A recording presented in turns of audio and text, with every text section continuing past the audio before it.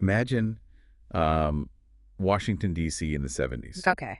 But instead of, all the disco and the fun stuff, Yeah. picture a city gripped by fear. Yeah, a real life nightmare. Exactly. A mysterious figure, they called him the Freeway Phantom. This case, it's fascinated people for decades. It had. It's not just the mystery of who the killer was, but, the Right. time period, the limitations back then. Makes you think, for sure. It does. Well, thankfully, you've gathered a ton of material on this. Oh, I tried. Articles, police reports. Even a book. So Yeah. in this deep dive, we're going to try to unpack all of this. Right. The Freeway Phantom, why it's still unsolved. Right. And maybe, just maybe, we'll uncover something new. It's a cold case.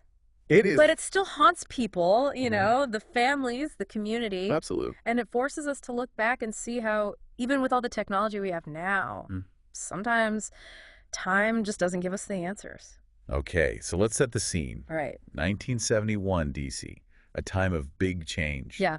Across the nation, too. Civil rights, the Vietnam War, everything felt uncertain. Definitely. But beneath all that, a different story starts. Oh. 6 young black women disappear. Oh, wow. Their lives tragically cut short. Terrible. And here's the thing. Their bodies, they're found near freeways, always fully clothed. Okay. But their shoes are missing. Really?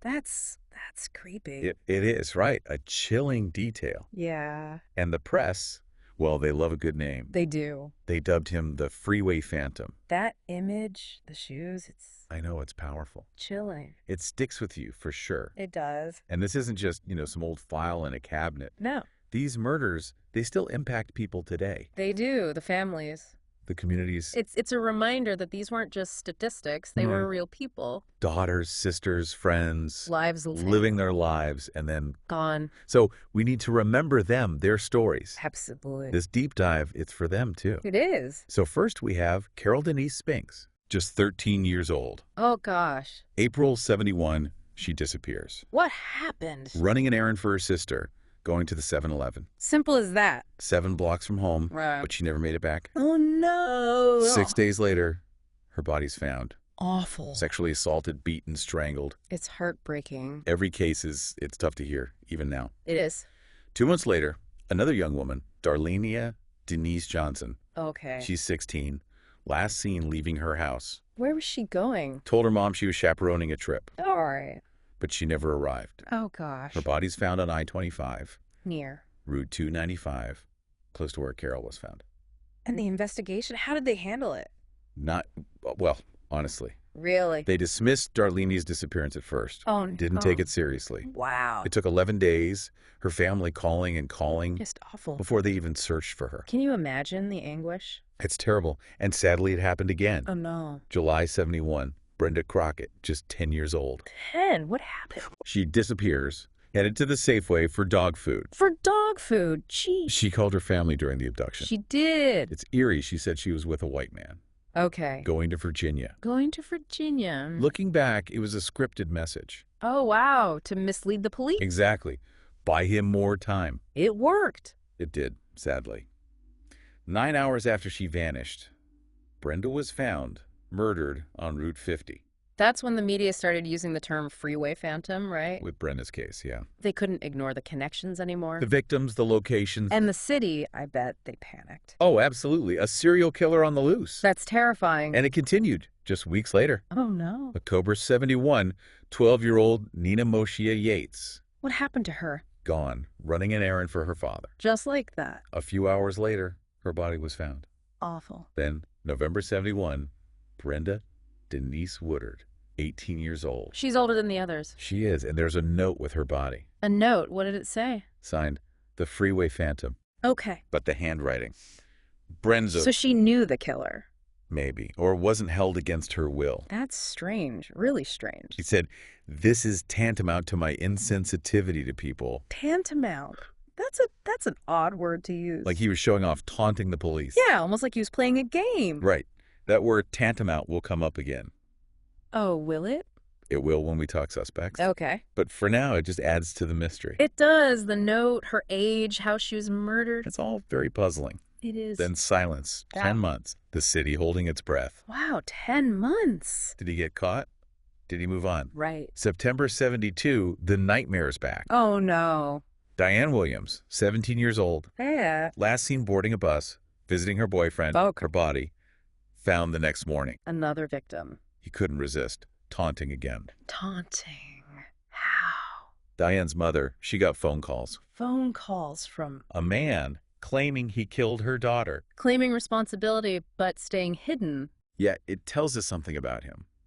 What do you mean? A need for control, for notoriety, Maybe even enjoying the fear. maybe 6 lives, 6 tragedies, a city wondering if it'll ever end. Awful. And there's another detail. It's chilling. What is it? 4 of the victims. Yeah. Their middle name, Denise. Denise. All 4. That's weird. Coincidence? Fixation? Who knows? One of the many threads they were pulling at Trying to make sense of it all. to catch the Freeway Phantom. Exactly. So we've got all these similarities, the escalation, the taunts. Right. But what about the investigation? Did they find anything, any good leads? Well, they had clues. Okay. But back then, the technology wasn't what it is now. Yeah, that makes sense. Plus some questionable police work. Oh. Yeah, really complicated things. Mm. Remember those green fibers? The ones they found on the victims. Yeah, the synthetic fibers. I remember reading about that. Could have been huge, you know? Yeah, connecting the killer to a car or a plate. Exactly. But fiber analysis then, Not as good as it is now, I bet. nowhere near as good. So it was hard to trace. Very hard. And the hairs they found, too. Right, presumed to be from a black male. But not enough to, like, pinpoint a suspect? Not back then. And this is where things get, well, uncomfortable. Yeah, the victims being young black women. It mattered how the case was handled, It did. A lot of people felt it. especially the family. They felt the police, well, they weren't as invested. As if the victims were white. It's tough to say, but That's true. it's true. Justice wasn't served. And race played a part, definitely. No question. It's a reminder that bias, even if it's not intentional, Yeah. it impacts things, leads to delays. Or even worse, no justice at all. Exactly. But back to the clues. All right. There was this whole thing about the Green Vega rapists. Oh, yeah, I remember that. A gang. Hundreds of rapes in D.C. Around the same time as the Phantom. Right. Some thought they were responsible. Especially after those confessions. Several gang members confessed. But were they reliable? Not really. They fell apart under scrutiny. What do you mean? Inconsistent. Details didn't match the facts. Okay. And didn't some have alibis, too? They did for some of the murders. Not very convincing. Plus, think about the notes, the phone calls. Yeah, personalized, taunting. Doesn't really fit a gang, does it? Not really. It feels more like one person. Right. Someone with a specific, disturbing personality. As someone who likes to be in control. Yeah, exactly. And that brings us to Detective Lloyd Davis. One of the lead investigators. He was skeptical of the Green Vega theory, wasn't he? He was. He had his own suspect. Who was it? Robert Asens. Asens, I've heard that name. Yeah. Violent criminal history. What kind of history? Assault, rape, convicted multiple times. Wow. He was even suspected of poisoning women at a brothel. Poisoning. One of them died. Jeez. And get this, he was released from a psychiatric facility Okay. just 4 years before the Phantom killing started. That's interesting. In that facility, Yeah. near where some victims lived and where their bodies were found. No way. That's quite a coincidence. It is, right. But there's more. More. Like what? Asens' work records. Uh-huh. He wasn't at work during any of the Phantom abductions. So he had the time He did. And he was known to impersonate police officers. to lure victims. Exactly. And the note with Brenda Woodard He did something similar. forced a victim to write a note. Yeah, and remember that word tantamount. The one in Brenda's note. Asens used it all the time. Wow. So Detective Davis had a good reason to suspect him. He did.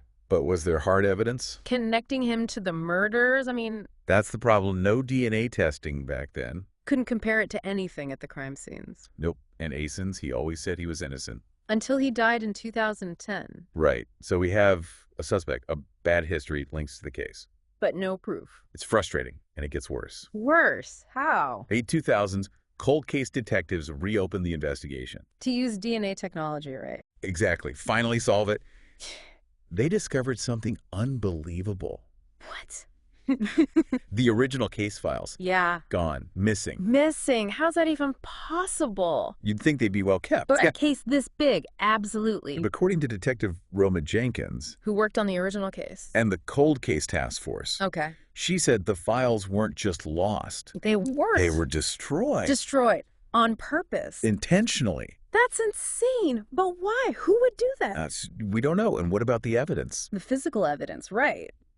Surely they kept that.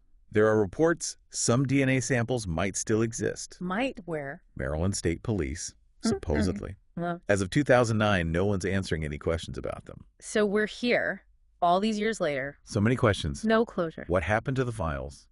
Could DNA bring justice? And why the silence from those who know?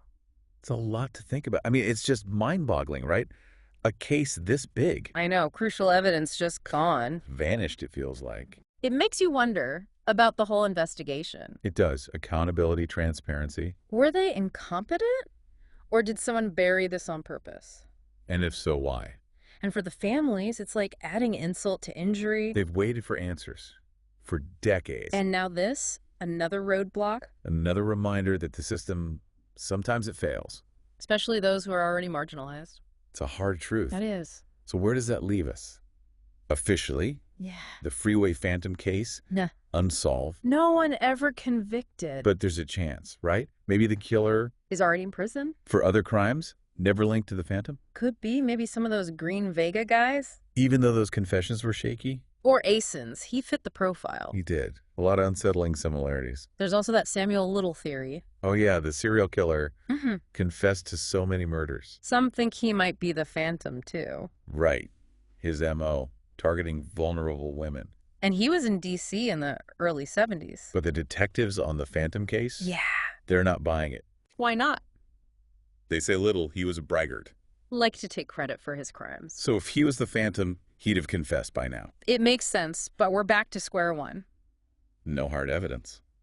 Any theory is just that, a theory. And that's why this deep dive is so important. It is. Keeping the story alive. Examining the clues, the mistakes, the questions. It keeps hope alive, even a little bit. Right. Someone out there might remember something, Something small, something they dismissed at the time. but now it could be the key. A missing piece. Exactly. So if you have any information Anything at all. about the Freeway Phantom case, Even if it seems insignificant. contact the authorities. Not hesitate. The Metro Police tip line is 202-727-9099. Or email unsolved.dc.gov. That little detail, that Be memory. the breakthrough. So as we wrap this up, this deep dive, Into the Freeway Phantom. it's a haunting mystery. It is. Let's leave our listeners with this. Okay. What if these murders happened today? Today. Social media, cameras everywhere. Instant communication, right? Would he have been caught? Or would he have thrived? In the digital world, a ghost in the machine. Lost in all the information overload. A chilling thought. It is. It makes you think about crime and justice. How it all changes with the times. The Freeway Phantom case. Frozen in time. It reminds us that some mysteries, They might never be solved.